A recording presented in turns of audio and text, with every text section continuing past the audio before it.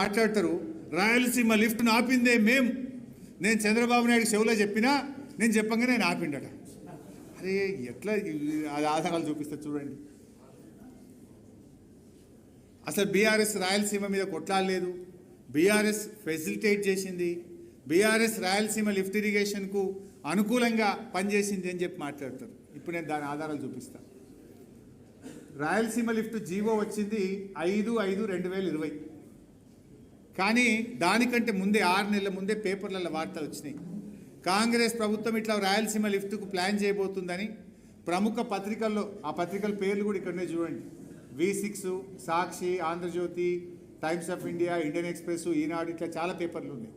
అయితే పత్రికల్లో వార్తలు వస్తే మనం 29/1/2020 జీవో వచ్చింది 5/5/2020 అంటే 6 నెలల ముందే కేంద్ర ప్రభుత్వానికి రాయలసీమ లిఫ్ట్ ఇరిగేషన్ కట్టామని ప్రయత్నం చేస్తున్నారు. దాన్ని ఆపాలే, తెలంగాణ ఎట్టి పరిస్థితుల్లో అంగీకరించదు, ఇది చట్ట విరుద్ధము అని ప్రాజెక్టు జీవో రాకముందే 6 నెలల ముందు మేము కంప్లైంట్ చేసింది మన బీఆర్ఎస్ ప్రభుత్వం. అది మన నిజాయితీ. అపెక్స్ కౌన్సిల్ మీటింగ్ లో కేసీఆర్ గారు మాట్లాడారు. మరిన్ని ట్రెండింగ్ వీడియోల కోసం న్యూస్ 18 తెలుగు యూట్యూబ్ ఛానల్ ను సబ్స్క్రైబ్ చేసుకోండి.